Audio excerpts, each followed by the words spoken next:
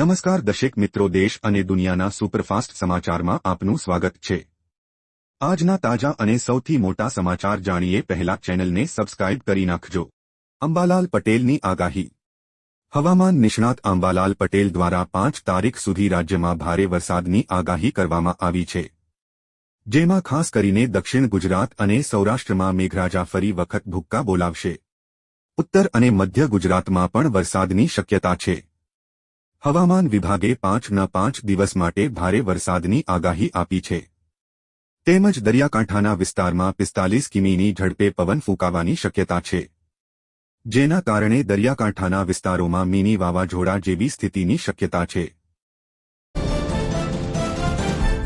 18મા હપ્તાને લઈને મોટું અપડેટ। પ્રધાનમંત્રી કિસાન સન્માન નિધિના યોજનાના લાભાર્થીઓ માટે આ સમાચાર મહત્વપૂર્ણ છે, કારણ કે આ વખતે પણ આવા ખેડૂતોને 18મા હપ્તાનો લાભ નહીં મળે, જેમણે સરકારના આદેશનું પાલન કર્યું નથી।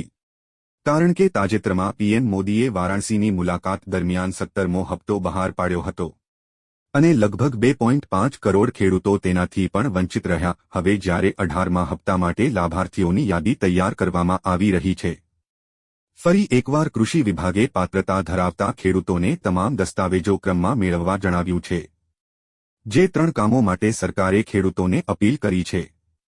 જો તે પૂર્ણ કરવામાં નહીં આવે તો આવા તમામ ખેડૂતો 18મા હપ્તાથી વંચિત રહેશે। ખેડૂતોને મળશે મફતમાં વીજળી। મહારાષ્ટ્રની સરકાર ખેડૂતો માટે અનેક કલ્યાણકારી યોજનાઓ ચલાવે છે। હવે આ રાજ્યના ખેડૂતોને સિંચાઈ દરમિયાન કોઈ મુશ્કેલીનો સામનો ન કરવો પડે તે માટે મુખ્યમંત્રી બલિરાજા મુક્ત વીજળી યોજનાની શરૂઆત કરવામાં આવી છે। આ યોજના 20 માર્ચ 1929 સુધી પ્રભાવી રહેશે, ત્યાં સુધી ખેડૂતો તેનો લાભ ઉઠાવી શકશે, જેમાં 20 એપ્રિલ 1924થી 7.5 હોર્સ પાવર સુધીની ક્ષમતાના પંપ વાપરતા ખેડૂતોને મફત વીજળી આપવામાં આવશે। મહારાષ્ટ્રની સરકારે આ યોજના ચલાવવા માટે 6,985 કરોડ રૂપિયાની ફાળવણી પણ કરી છે। આ સિવાય વીજળીના ભાવમાં રાહત આપવા માટે પણ બીજા 7,775 કરોડ રૂપિયા આપવામાં આવ્યા છે। એમ કુલ ખેડૂતોની વીજળી માટે 14,760 કરોડ રૂપિયાની જોગવાઈ કરવામાં આવી છે। આગામી સમયમાં આ યોજનાની સમીક્ષા કરવા 3 વર્ષ બાદ તેની બેઠક મળશે। રાશન કાર્ડ ધારકો આપે ધ્યાન। કેન્દ્ર સરકાર દ્વારા તમામ સરકારી ડોક્યુમેન્ટના ડેટાને સુરક્ષિત રાખવા માટે ઘણા બધા નિયમો અને કેવાયસી પ્રક્રિયાઓ બહાર પાડવામાં આવે છે।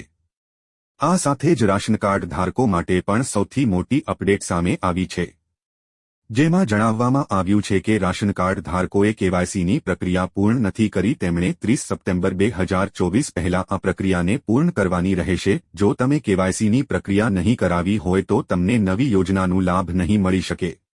આ સાથે જ મળતી વિગતો અનુસાર રાશન કાર્ડ ધારકોને હવે ડબલ રાશન મળશે તેવું પણ માનવામાં આવી રહ્યું છે, પરંતુ હજી સુધી કેન્દ્ર સરકાર દ્વારા અંગે કોઈ પણ પ્રકારની પુષ્ટિ કરવામાં નથી।